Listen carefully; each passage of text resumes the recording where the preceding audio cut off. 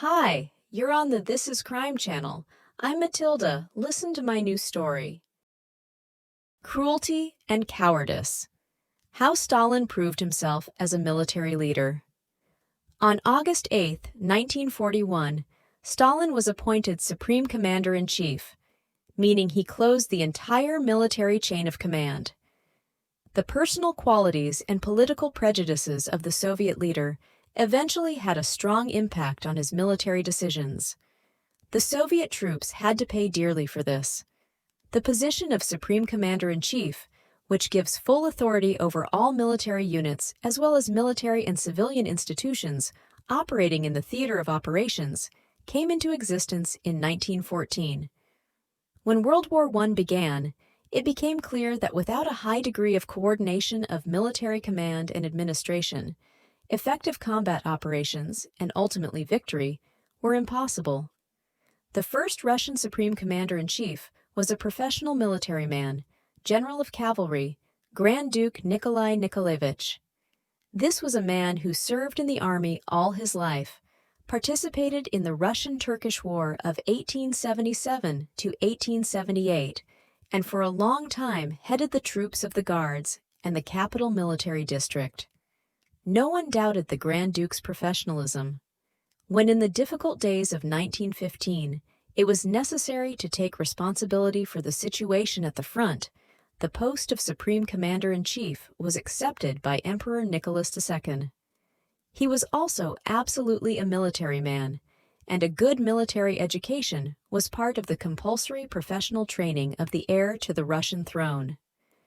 During the Civil War, Sergei Kamenev, also a man who was no stranger to the military, found himself in the position of Soviet Supreme Commander-in-Chief.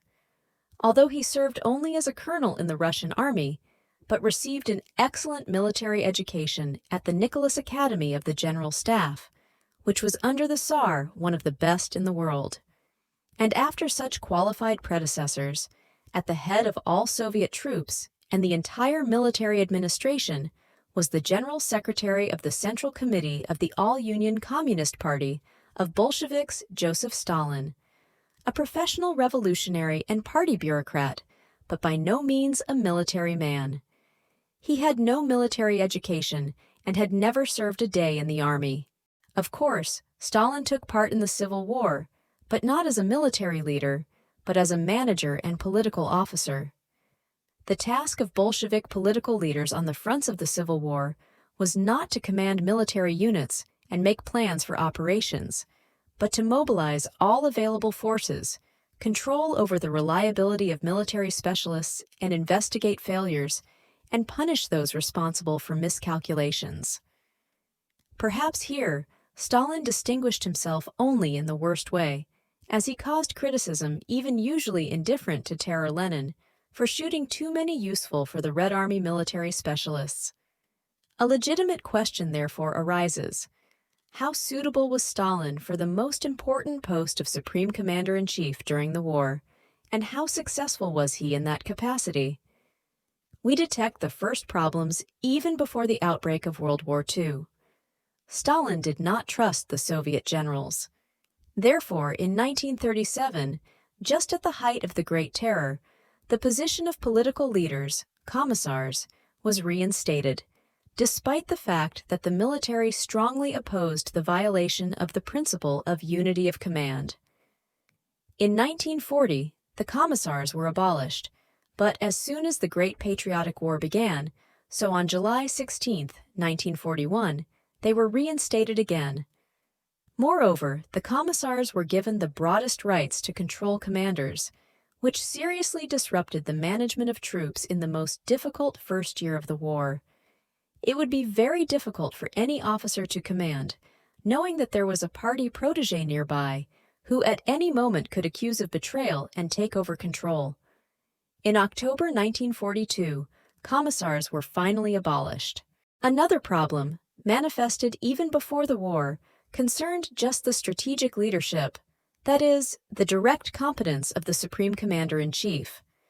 The USSR adopted the doctrine of offensive warfare, which would be waged on the enemy's territory, as sung in the song, "with little blood and mighty blow."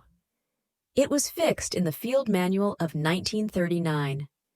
The Workers' and Peasants' Red Army will be the most offensive of all armies ever attacked.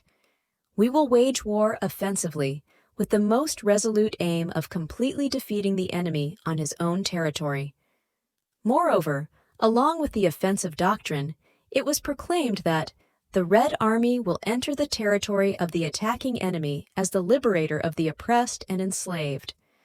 The attraction to the side of the proletarian revolution of the broad masses of the enemy army and the population of the theater of war is an important task of the Red Army. That is, among the military, from the top leadership to ordinary soldiers, was introduced a completely absurd idea that the Red Army should cross the border, as oppressed peoples will rise up against capitalism. What was the basis for such an opinion is not clear. The only thing that can explain the emergence of such a military doctrine is the fanatical dogmatism of the Soviet leadership, unwilling to depart from Marxist ideological dogmas, no matter how absurd they were. In the first days of the war, it was unclear how events were developing, how difficult the situation at the front was, and what to expect from the German army. But when Minsk fell on June 28th, it became clear that the situation at the front is catastrophic. This had such an impact on Stalin that he could not stand it, and for 2 days completely fell out of the process of leading the country, in which everything was tied to the personality of the General Secretary.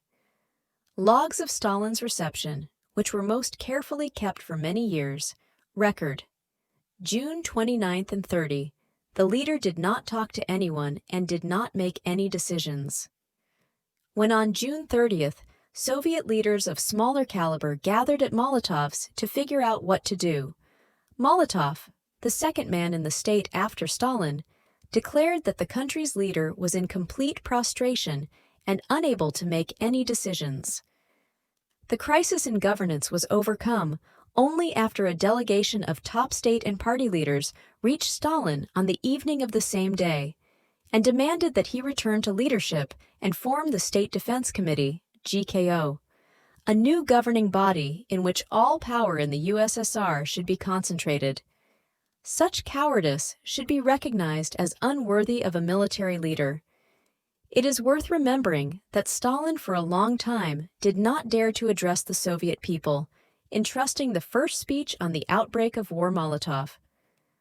Only on July 3rd, after the establishment of the GKO headed by Stalin, he decided to address the people. Not refraining from lying, he said, "The best divisions of the enemy and the best parts of his aircraft have already been defeated and found their graves on the battlefields." Stalin was decidedly unprepared to accept responsibility for the failures at the front. The retreat of Soviet troops in the first days of the war was declared a miscalculation of the commander of the Western Front, General D. Pavlov, who was arrested and shot. At the same time, other generals accused of defeatism also suffered. The order holding Pavlov responsible for the catastrophe of the summer of 1941 was signed by Stalin. Moreover, the accusations of Soviet commanders of lack of initiative, which the Germans also noted, looked strange after the repression carried out on Stalin's orders in the army before the war had weaned officers and generals from showing initiative, which could lead to prison or execution. Stalin's penchant for solving any problem by force and fear was manifested on August 16, 1941, when Order No. 270 was signed. It declared the unthinkable according to the customs of warfare.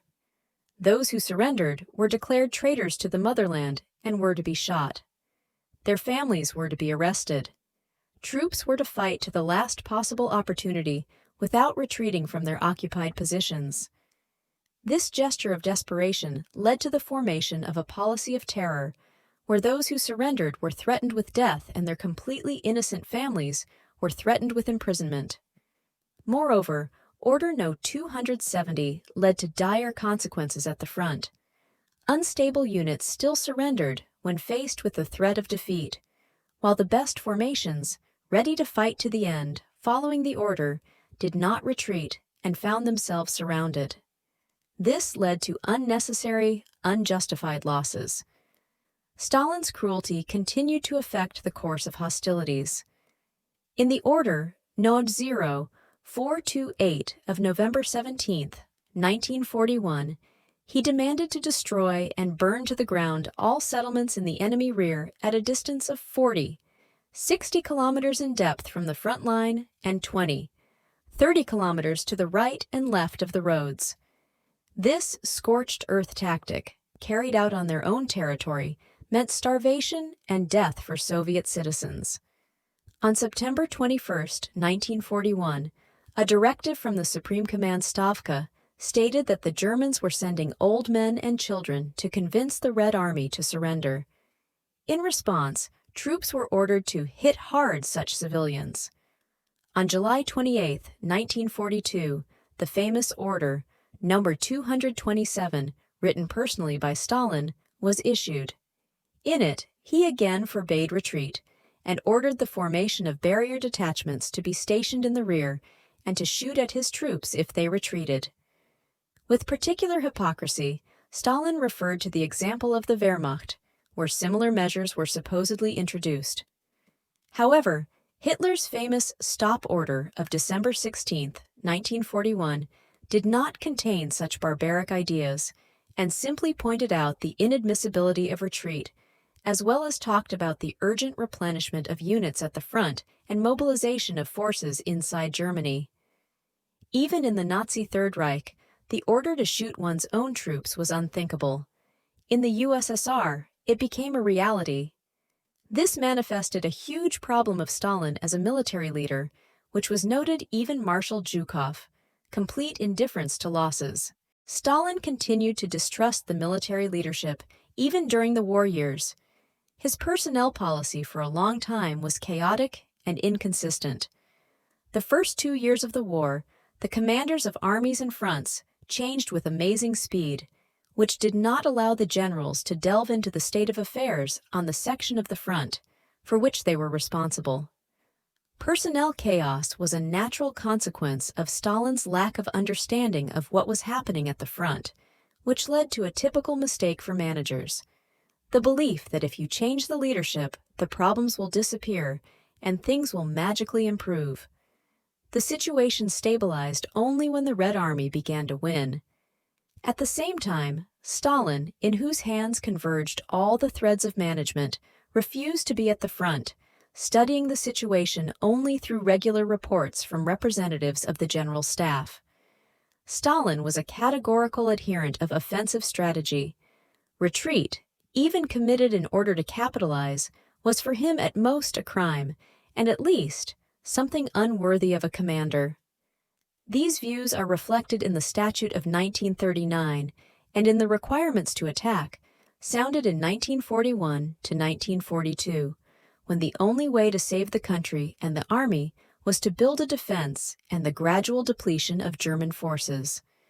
And since 1943, when the situation at the front began to change in favor of the USSR, Stalin's doctrine of offensive began to be perceived as something indisputable. This fascination with the offensive led to huge sacrifices, as, for example, during the Rejevsko-Vyazemskaya operation, which lasted from January 1942 to March 1943, and cost the Red Army almost 800,000 people. Therefore, not for nothing Marshal G. Zhukov wrote in his memoirs, was Stalin really an outstanding military thinker? Of course not. Zhukov noted that Stalin was poorly versed in military matters, but as a manager very fond of setting deadlines for the implementation of tasks, often not interested in the reality of the order. Was Stalin, as a military leader, any merits? Absolutely. A completely untalented man could not manage the Soviet Union and win the war. But these were not military talents at all. First of all, Stalin well understood the essence of modern warfare as a competition of various types of modern weapons. As an economic leader, he did a great deal to ensure the efficient operation of the Soviet military industry and to achieve superiority in armaments. Stalin understood very well the value of reserves and always required military commanders to prepare and accumulate reserve units, so that at the decisive moment of the battle, not to be left without reinforcements, and to put into battle all new troops to develop success during the attack or eliminate threats during the defense. Finally, Stalin proved to be a good mobilization manager who, unfortunately, in the most brutal ways, managed to direct the entire potential of the USSR to win the war.